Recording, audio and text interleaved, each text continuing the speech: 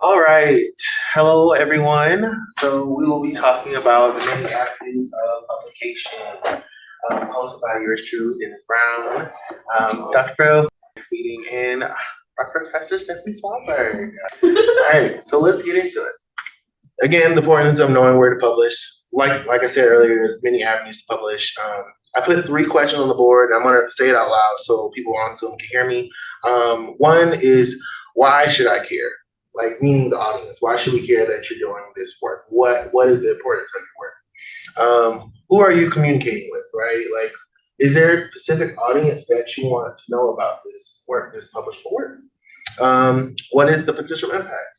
How are you going to impact society or your community by doing this work?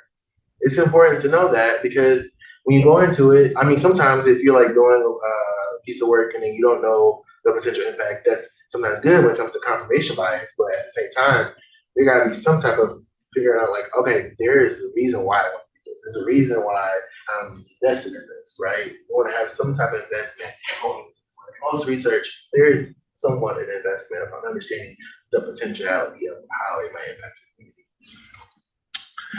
All right. Come on, work. Okay, so when choosing different paths, so I guess like I just said earlier, your purpose, your audience, your research questions.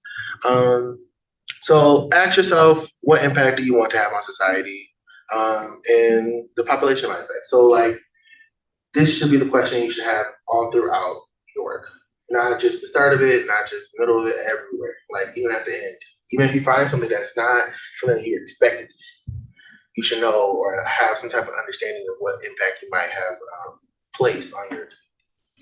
And that your findings may change who you think you actually wanted to share this about. Yeah. Any other thoughts on that?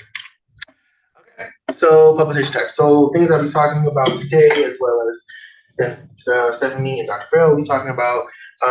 We have research studies, we have literature reviews, editorials, and we have examples of people here that's done this too.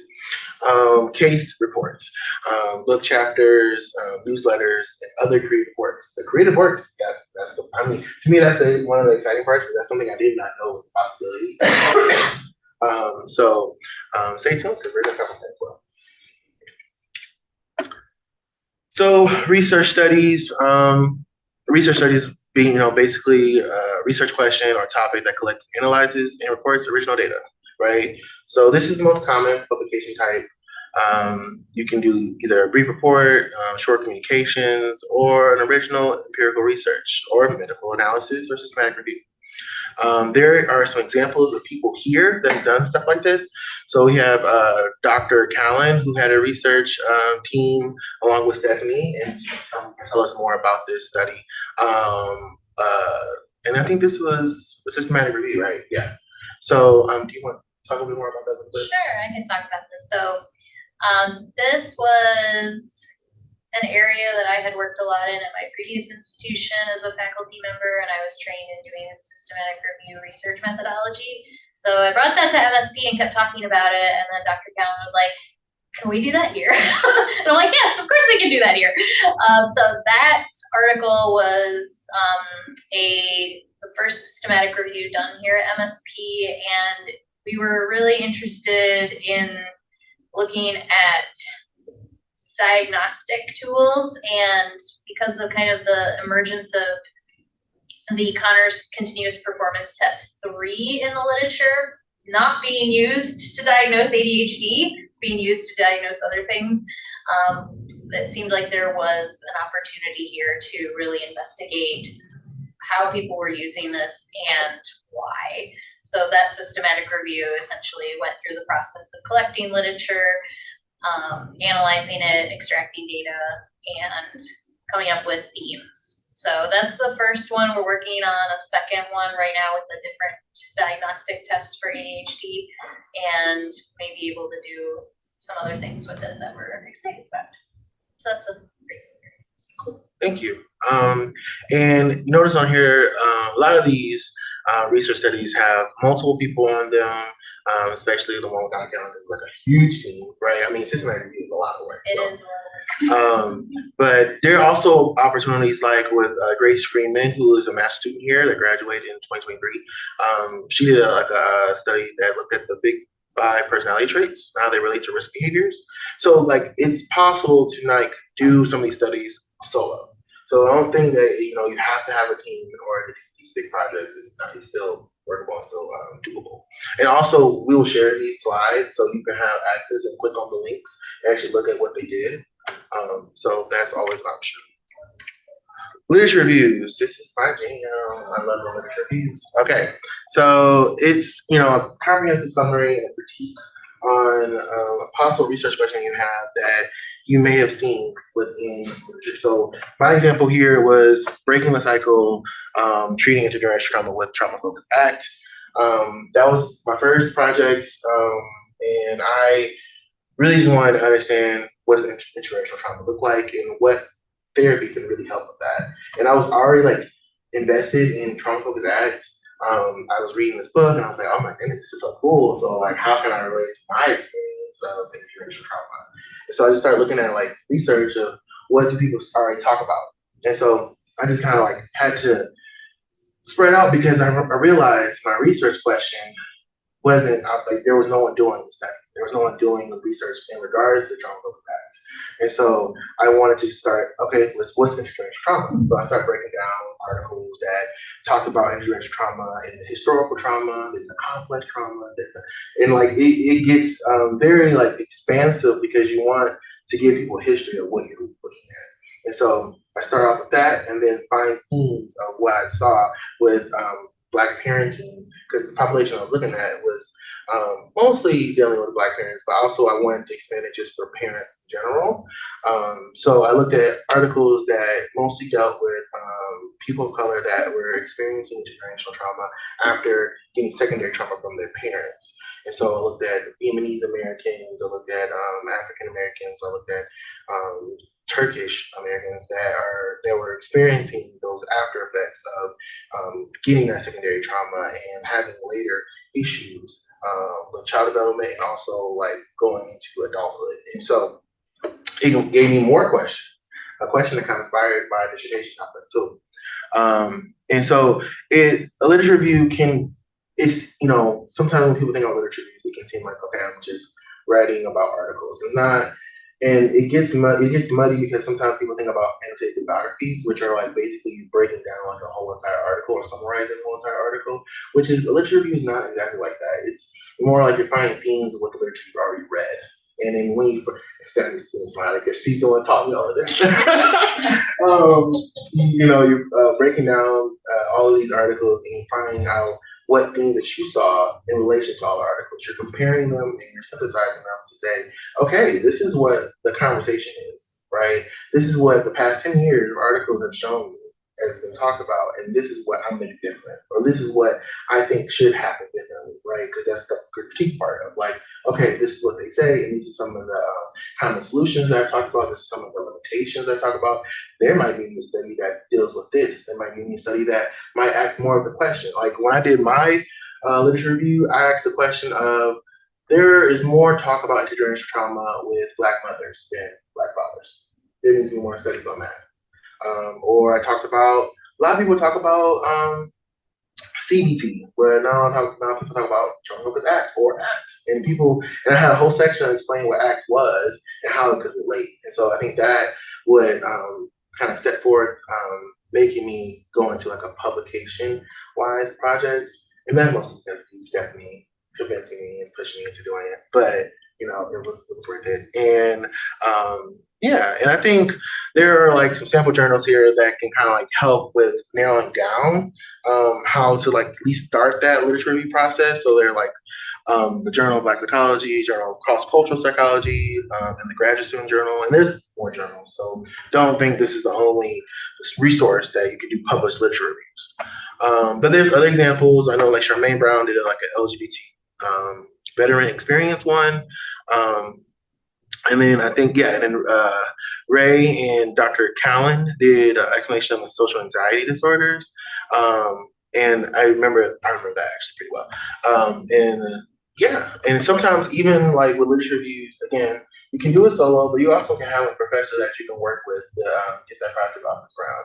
I personally wanted to do it solo, even though it didn't really feel like that way. Even though if you're doing a solo project, I did ask people to read it, got feedback from others, and it's probably beneficial to do that. My rule of is like three. Have three people at least look at it, and it could be professor, staff member, or faculty, or peer.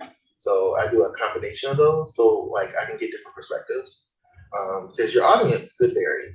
Because like if you're writing something that is mostly for clinicians, you might want some more professors and you want students. Or if you're doing something that's going to be something for people at a certain age, you might want to have more people in that age range. Actually, need that. Editorial. Before moving on from systematic review, now, of course, there is also the opportunity to engage in meta-analysis, as Stephanie, Dr. Callum recently had attempted to do with the Gordon diagnostic system. And sometimes you try to look for enough articles that have reported the necessary stats to engage in a meta-analysis. If people who are watching are not familiar, the meta-analysis, you're gathering articles like you would for a systematic review, but you end up engaging in some statistical work like you would for an original research article, but you don't need to collect your own data. Instead, you look at reports of effect sizes from previously published literature that are all looking at the relationship between the same two variables, usually. And meta-analysis, right? So meta being like over, right? It's an analysis that overarches all the previous analyses, and you try to triangulate on like, quote, real population effect size of the relationship between a couple of variables. Typically, the writing and literature review is about as extensive, if not maybe perhaps more so than it would be for a systematic review article. But you're able to then also contribute to the not just knowledge of the overarching themes related to a research area, but also provide a bit more clarity in terms of just how consistent and how large the effect of some variable X on some outcome Y is. And of course, the thing is that sometimes you find that you don't have quite enough articles that reports the effect size estimates that you need on a particular topic. But if you do find that you have the information that you need reported, the statistics that you need reported in the prior articles, or at least enough of them, you can perhaps be even more impactful by taking your systematic analysis and making it into a systematic review and making it into a meta-analysis. Meta-analysis are really important. I can't do them, but I need them. Maybe we should have a workshop. Maybe we should have a workshop. But I wish I knew more about analysis in order to get like a real good speech about it. But yeah. Okay. I do like, they're very expensive. Editorials and commentaries. So this is kind of like when you read on something, and this is kind of like when, how we talk about literature reviews, how we're like synthesizing, critiquing a bunch of like other articles, where maybe this is one article, one expensive piece of work, or maybe this is a book, and you really want to like understand it, and you like have like a lot of questions about it, and you don't know how to like get your words out, and you don't know what to say about it, but you know that there's some questions you have. And so I think the editorial is like the best route of that. An experience for me was reading on Black Family Dynamic, and this is for my dissertation, and I was like, well, let's see who else wrote about this or talked about this. And 20 years or 10 years of no one writing about this or making any citations on it. And it was like, okay, well, that's an issue because that population and that work changes over time. That dynamic changes over time, and we don't know.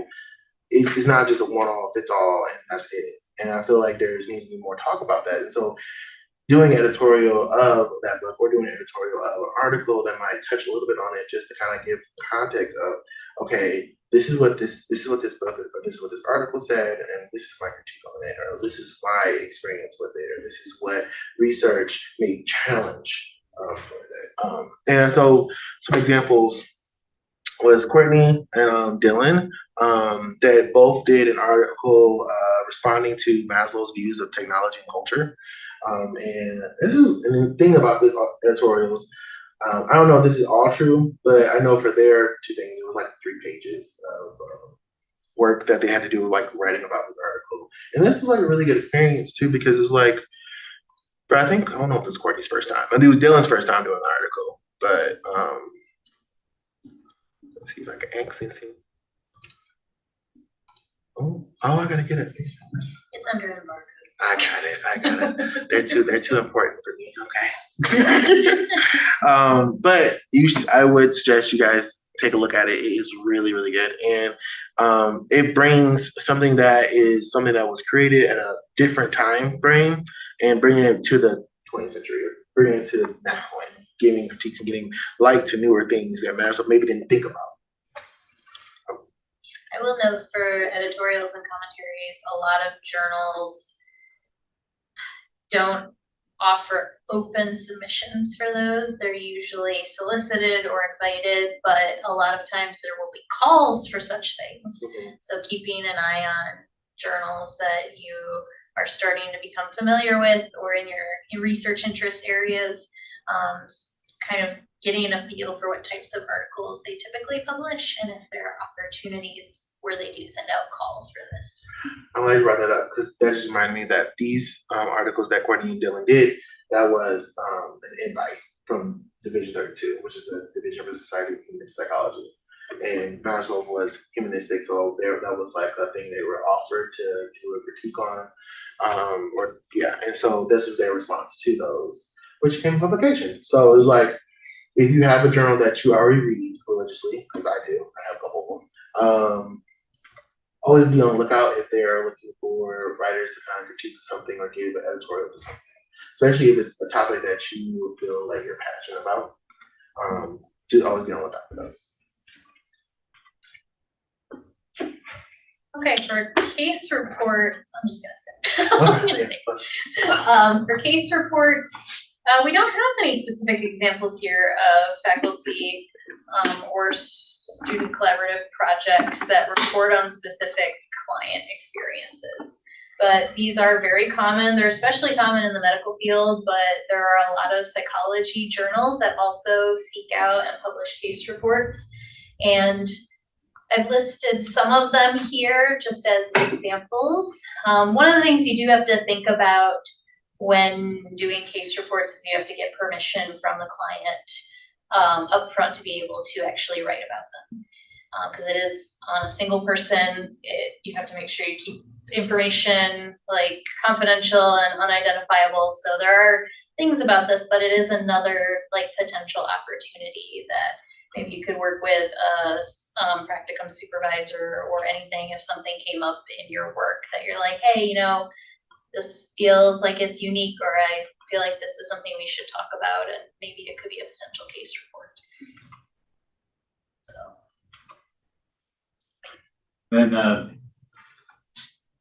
And one thing that I don't think is really taken off yet, at least I haven't seen many of them, but I think could be something that becomes more common is to, again, kind of meta-analyze case reports. And usually, of course, they're going to be very qual. And so there might not be anything directly in there to analyze immediately, but there's another kind of meta-analysis that uses dichotomous outcomes rather than, like, say, continuous outcomes.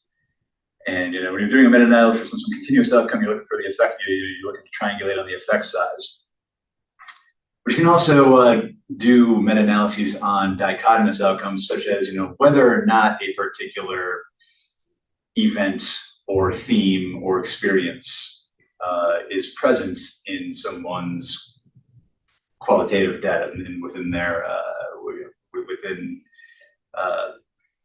the transcript of whatever interview or files that are being discussed in a case study.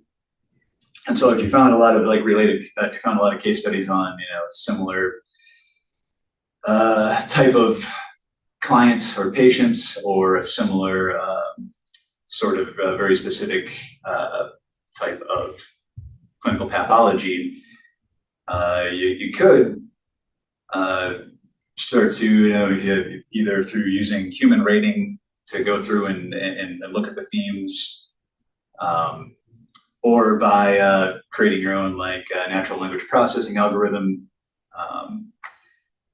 You could check to see how often within these case studies you line up like a dozen of them or 2 dozen of them that have some degree of similarity to them in terms of the type of patient or pathology that they might be looking at.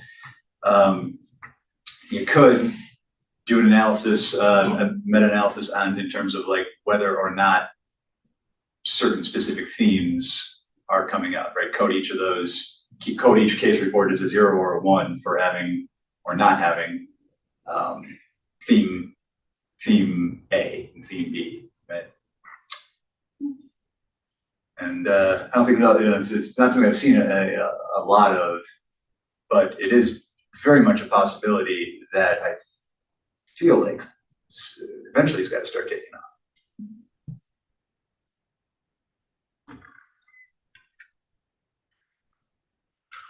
All right. Books and book chapters. So I'm not too knowledgeable on this area, but I know Dr. Farrell is. All I can really say right now, for at least what I've seen, is it's basically that sometimes you get offered this opportunity, or sometimes you. Oh yeah, my friend was editing a book. Was like, "You want to do this thing?" I was like, and she wasn't even my friend yet at that point. We had met at a conference. So going to conferences is important. And she's like, "Hey, you're a therapist who works with non-knowing me." I was like, "I totally am. You want to write a chapter?" I said, "Sure." And I did. Listen, I'm an interest-based nervous system. If it is urgent or it has a deadline, it will get done. If it doesn't, good luck with that. How long was that chapter? Let's see, it was 20, 30 pages. It was not a huge chapter, but it was a pretty good chapter. It was an experience of basically synthesizing a literature review type thing, because I was trying to make sure that it was research informed, but it was based in my clinical practice. So it was here, I would write about things that I knew from my clinical practice and then be like, okay, so then why did that work? And then I'd go into the literature and be like, oh, here's some articles showing the thing that I did. This is why this thing worked. And so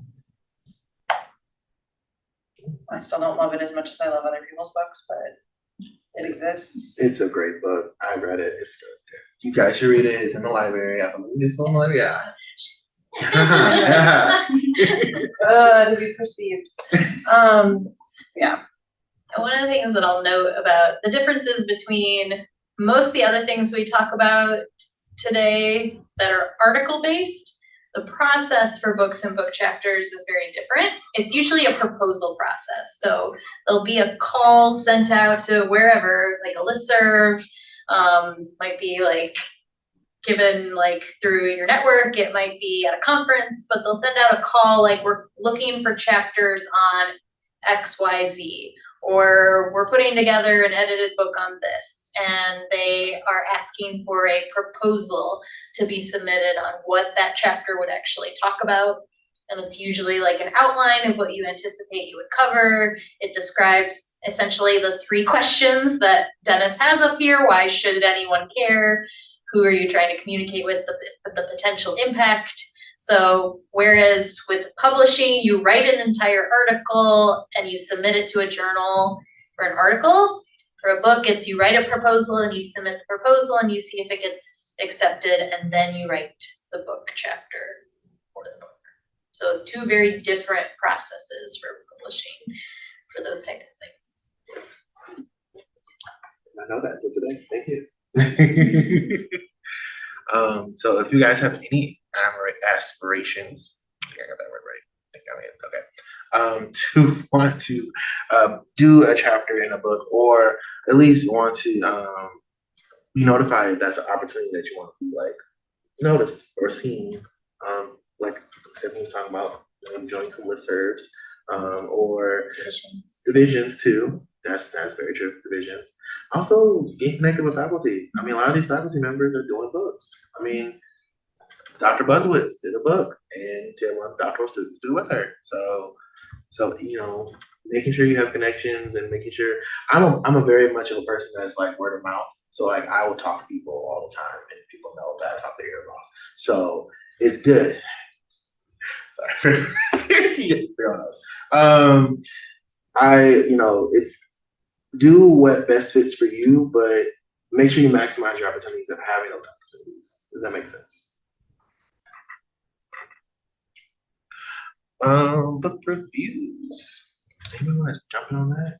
I can talk about it. Okay. So, like book reviews plus, because there's actually a lot of different things that are now being sought out. So essentially this is, you read a book, you listen to a podcast, you review a website, you whatever it might be, and you write a brief summary and critique of it, and you submit that for publication. So there are several examples of this. Here are 2 from one of our students who wrote a book review of the book Therapeutic Presence, and one of our core faculty, Dr. Schepler, wrote a book of gay and bisexual men living with prostate cancer for one of the APA division newsletters. So this is, again, a very low stakes way to just kind of get in the writing process and be able to start being part of the conversation. And there's actually several kind of ongoing calls that are out there. So the humanistic psychologist openly accepts book reviews, as does the person-centered and experiential psychotherapies journal. But one that's very interesting right now is the Journal for Family Systems and Health is currently seeking media reviews. So this could be of films, it could be of shows, it could be of podcasts, it could be of any number of things, and kind of about family and tying it back in.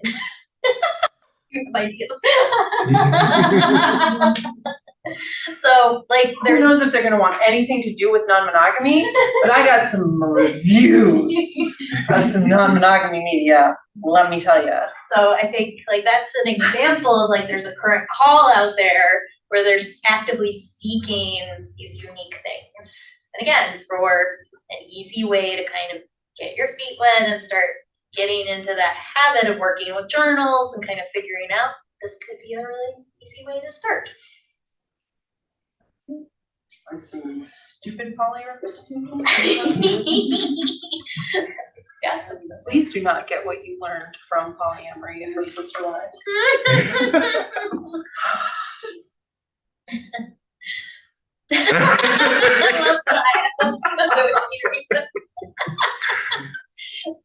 Okay. Newsletters and blogs. So, basically, I don't really have any experience with this. I know Courtney did one on Black women and racial trauma, but these are I personally think newsletters are kind of sometimes low stakes. I hope that guy access this. Please give me that. Yes. So this is kind of like an example. So this was for the Society for Humanistic Psychology, and they just kind of actually, they offer oh, do you want to do a newsletter? And I think due to me and Courtney being exposed to Division 32 a lot, that we got some of those opportunities, but doesn't mean that they're not open to all. They have listservs, Also, if you're a part of that division, always watch out if they're doing newsletters and are they asking people to do some of these. So,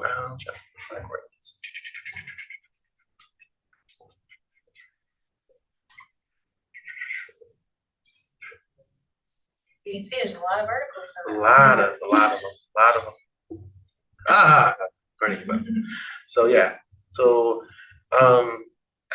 like very low stakes, even though it is single, and that is a difference. Single space, single difference versus double space. It's very low stakes though, and just kind of like basically you're writing an article about whatever that is part of that newsletter, at least a part of what you've already been doing. I'm getting a sense of, but if anyone has any other additional information, you can throw that in there.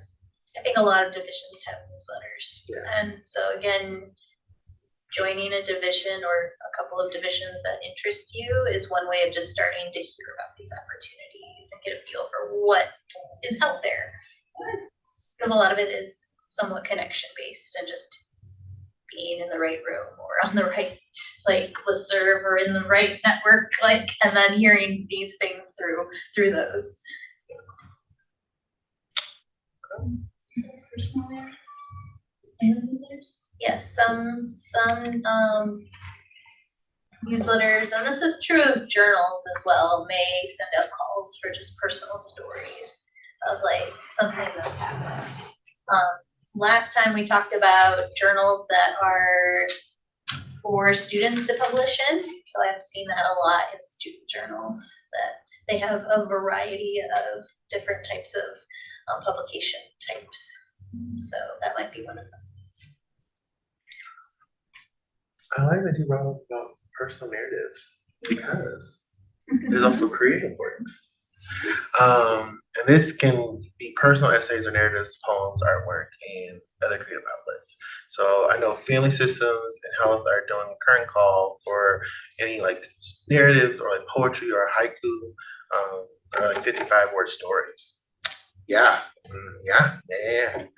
Now I will tell you, because I did try to do one of these. I submitted one. The process is a little bit difficult because they don't really give you a lot of direction on how they want it. They just kind of spread a free ball, do it, and then we'll see if it fits our journal. So, you might get a couple of bumps in the road, but if you just keep looking at, and I can look at it really quick to see what was it, what were the things that they said. The current call takes you directly to the. Okay, thank you. There we go. So, and it has to, so basically key experiences of wellness, illness, healing the health care system, crisis of stresses. Making sure if you're going to do this one that you're hitting these points, and if you do hit these points, make sure that it's very prevalent why you're hitting these points, because there are going to be sections where you explain how this poem or this narrative touches on that. So that's important to know. And 1,000 words. Well, it can't be more than 1,000 words. I know some people, they can't do 50 words. I'm one of the people that can't do 50 words. It's so hard. But it's just making sure you really read the details of what they asked for before doing it, because you want to make sure that you are creating a piece of writing that is going to get accepted. Kind of curious where graphic novels fit in. I'm curious about that too. If there are opportunities, because honestly, there are a lot of graphic novels that already exist that are on telling your personal kind of story about whatever mental health thing you or your family or whoever has gone through. So when I think of creative works too, I'm always thinking how is that going to fit in with this? I don't know yet, other than literally writing it and then sending it to a publisher to publish this graphic novel book. But yeah, it was one thing that I was thinking about trying to do. I wrote a comic book, but at the same time, it was I don't know if that would be able, because this is the explaining of how it affects. Because when I wrote it, I was right. But you have to be very get into your self-awareness and no, okay, this is how this touches on this topic. And I'm not saying people can't do that. It's easy, but just you really have to make sure that you know why you wrote it and what inspired it, because it gets hard when you have to explain it to the journal of how that relates to their details. And that was for me, that's why I didn't make that effort, because I was like, I wrote this because I just wanted to write it. I don't know why, but I just wrote it. So the human psychologist is looking for essays, Journal of Human Psychology looking for personal essays, occasional poems. So that's always cool. And I mean, ask me more about this Journal of Human Psychology, because I have a connect and I know how they evaluate things. They're not that harsh. I mean, they're harsh, but they're not that harsh. They most likely will give you more edits and revisions and say, this is not a good fit. So they will work with you. I know from experience, but not every journal's like that. So publishing your dissertation is something I want to do. So Write it first.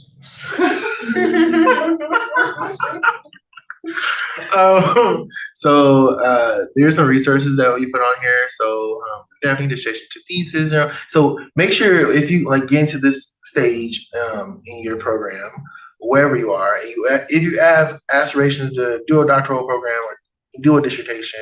I mean, if you do a doctoral program, you have to do a dissertation. But if you have any aspirations to publish it, make sure you come back and look at these resources, because they're very helpful. Because dissertation is a big project, and publishing, they don't want 100 pages. No, they want it smaller. So that's going to be the hard part. We actually had a student last year that condensed her dissertation. I think like 25, 30 pages.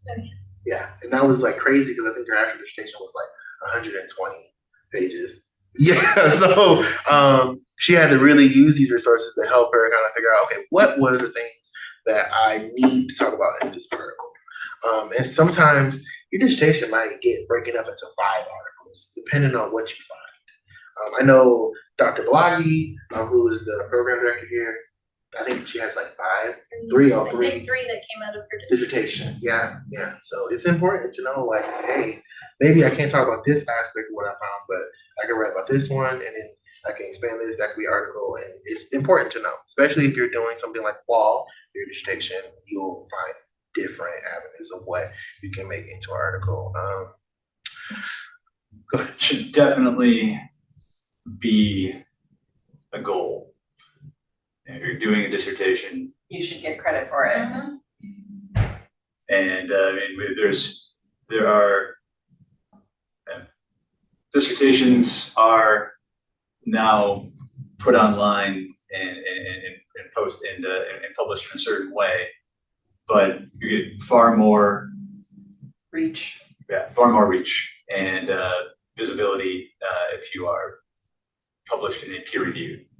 And part of that has to go with, the additional validation of the research that goes along with the peer review process. Part of that goes with the fact that, again, the peer review publication is not going to be 100 some odd pages, and therefore is more likely to actually get read. Oh yeah.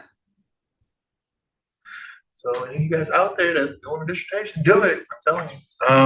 It's all chat. Yes, so one of the last things I wanted to share before, because I know everybody has to go to class. Right. At the very beginning slide, we had a link to APA Journal's call for papers, and I put that in the chat for you, Rita, directly as well. But keep coming back to this page, because this is an ongoing updated list of APA journals. There are special calls for papers. Some of them have proposals that they want like you to do a short proposal for a special issue. So that is one recommended place to keep up to date on what is of interest to various journals. Yeah. So with that said, I just want to thank you guys for coming out today, and thank you, Rita, for coming on Zoom, even though you just stopped out. I really appreciate it, and we will have our next meeting in 2 weeks, and that'll be more like a workshop. So if you have a research topic or you have a question, you come in and we'll workshop it, and we'll do whatever you want to do, basically in regards to that, because I want this project to be your project. I want it to be very much of your timeline. I know some people want to just already get started and write stuff. Some people just want to workshop the topic. So that's really it. All right. So with that said, I bid you guys adieu. Thank you. Thank you, Thanks, guys.